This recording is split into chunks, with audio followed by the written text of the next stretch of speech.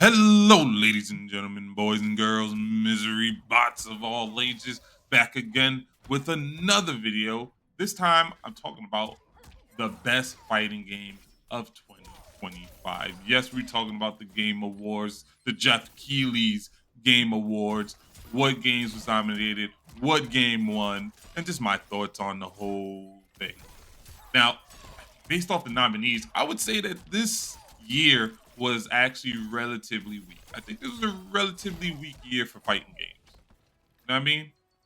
By the way, like, subscribe, share, all that good stuff. Check out the Adrian Rockstar SoundCloud in the descriptions below. But yeah, overall, I think this was a weak year for fighting games, especially when you look at the nominees. So, in terms of the nominees, you have 2XKO, which is not even out yet. If I'm not mistaken, I think there's like a beta version you can play on PC, but it's not out.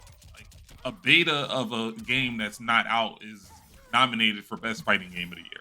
You have Capcom Fighting Collection 2, which is just a collection of old Capcom games. You have Fatal Fury City of the Wolves. I think that one's actually a new game. I don't really play Fury like that, but I think that one might actually be like the only real new game. You have Mortal Kombat Legacy Collection, which, like Capcom Fighting Collection, is just a collection of old Mortal Kombat games.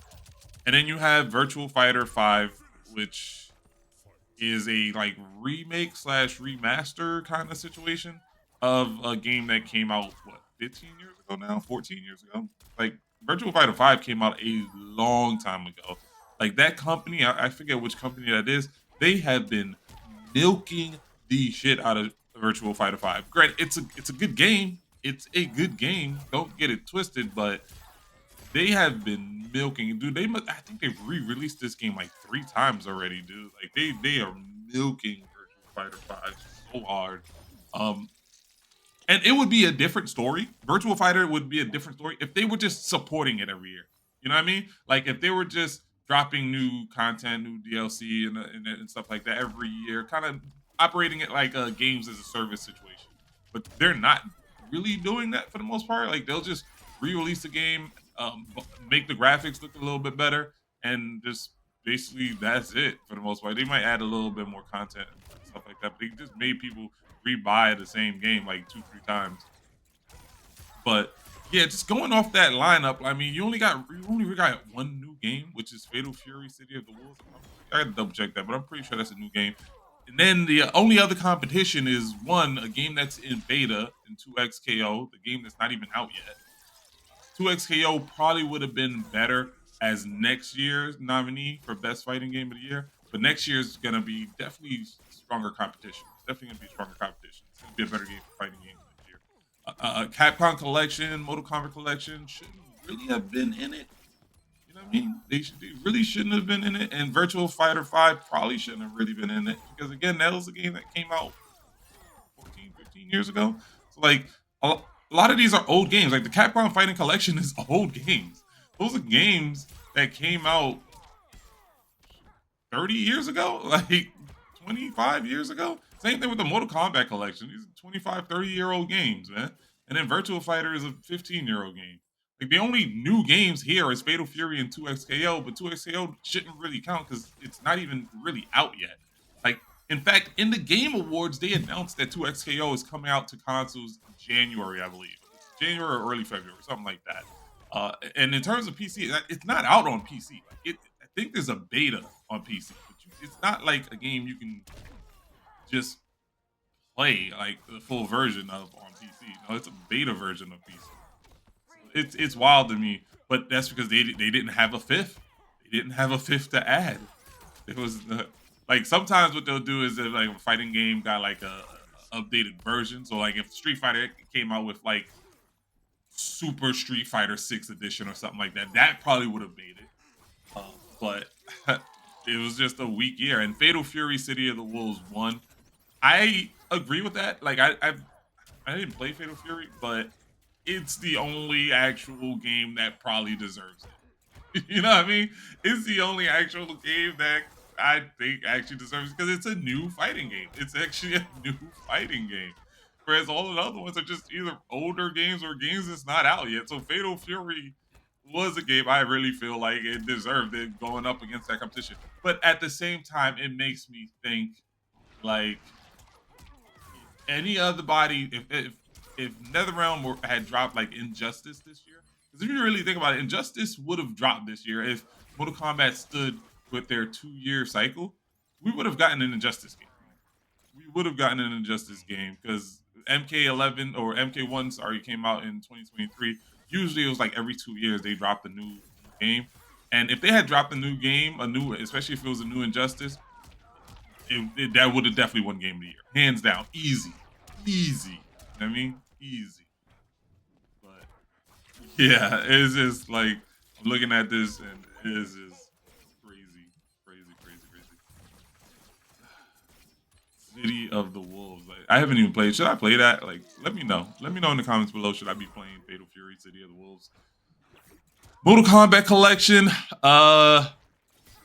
Again, there's a bit disappointed in that, whereas I don't think it should be nominated for Best Fighting Game of the Year. I do think it should be at EVO, and it's not. There's no NetherRealm or Mortal Kombat representation at all at EVO. I think they should have made some sort of exception. I know that MK1's numbers were really low, but if that was what they was worried about, they should just go back into the well, like put Mortal Kombat 11 in there. Mortal Kombat 11 has the highest Evo entry of any NetherRealm game ever. Like people like to Gaga on MK11, but if you look at NetherRealm and all its games, Mortal Kombat has the highest tournament entry of any NetherRealm game, especially at Evo.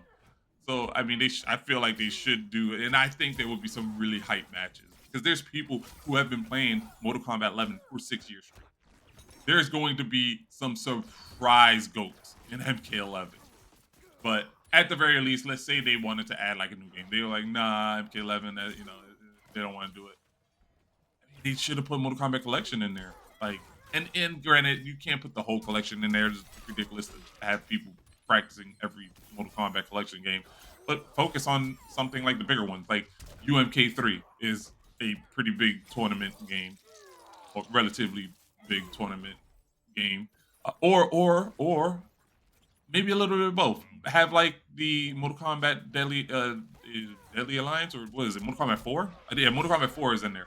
So you'll have like a 3D fighting game, 3D Mortal Kombat game, and then UMK3, which is a 2D fighting game, and have those two games in it from the Mortal Kombat collection, just so it can appeal to those who want to watch a 3D fighting game and then a 2D. Yeah, we didn't get that, and I have to say, like the just best fighting game of the year was kind of disappointing. It would have been nice if somebody had dropped like a really good game. Was there like any big animated games that dropped like this year? Like I feel like an Ultimate Ninja Storm game would have probably swept the best fighting game genre. Was a real joint. That's it for this video. That's all I want to talk about. Thank you for hanging out with me. Like, share, subscribe, all that good stuff in your life.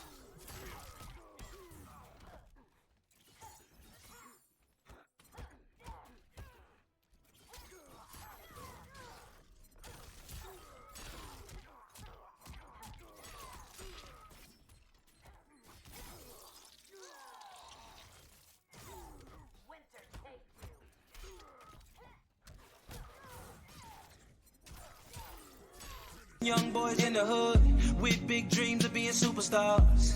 Don't let nobody tell you that you can't, but you gotta work super hard. To the older man who feels his life is over cause he wasted it standing on corners. One thing I learned about the streets, it's never too late for a come up. I was told before that I couldn't do it. I remember being told by my own peeps not to rap, and singing in my hood wasn't popular, but I got respect for it cause I was a beast. Facts. If you got a dream, you gotta stay committed, you can get it, but you gotta be a beast, you can't slack for a minute. Remember this, if you remember nothing else, you gotta be relentless.